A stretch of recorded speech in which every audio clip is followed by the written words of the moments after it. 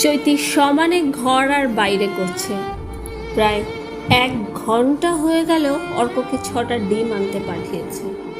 সেটা নিয়ে এখনো ছেলেটা ফিরল না। ফোনটাও নিয়ে বের হয়নি অর্ক।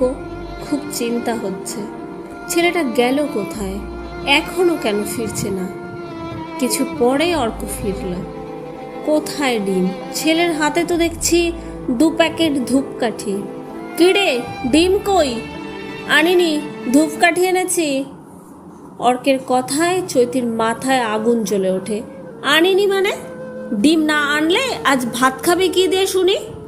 তুই তো কোনোদিনও ঠাকুর ভক্ত ছিলি না, তা ধূপকাঠি আনতে গেলি কেন? অর্ক শান্ত কণ্ঠে বলে, মাথা ঠান্ডা করো মা, রাগ করো না। এই ধূপকাঠি আনার কারণ ফেলান। চৈতি অবাক হয়ে ছেলের দিকে তাকিয়ে বলে, ফেলান? সে আবার কে? কি বলছিস? আমার মাথায় কিছুই ঢুকছে না। অর্ক চৈতিকে খাটে বসিয়ে তার পাশে বসে। মাগো, আমার সব কথা শুনলে বুঝতে পারবে ফেলান কে। আজ যখন ডিম নিয়ে ফিরছি তখন দেখি একটা বছর 10-এর ছেলে দেবুদের বাড়ির সামনে দাঁড়িয়ে আছে। আর জবা কাকিমা, মানে ওই দেবুর মা, জানালা দিয়ে হাত নেড়ে বলছে, না না, আমি ধূপকাঠি নেব না, তুই যা তো এখান থেকে। যত সব চোর ছাচোর আসে জ্বালাতে, সামনেই পুজো, এই ওদের ঘুরঘুরানি বাড়বে।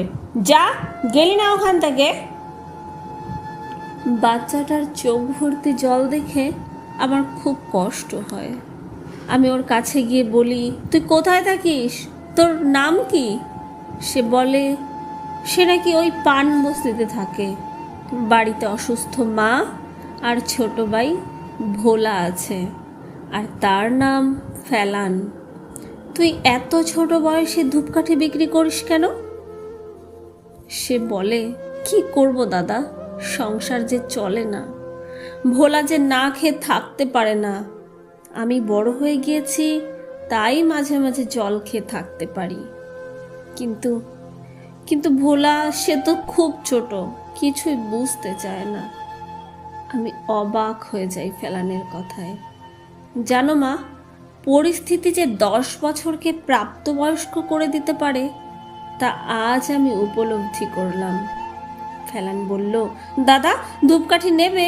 নাও না, খুব ভালো ধূপকাঠি, খুব ভালো গন্ধ, তোমাদের ঠাকুর খুব খুশি হবে। আমাদের ঠাকুর মানে? ঠাকুর তোর না, ঠাকুর তো সবার।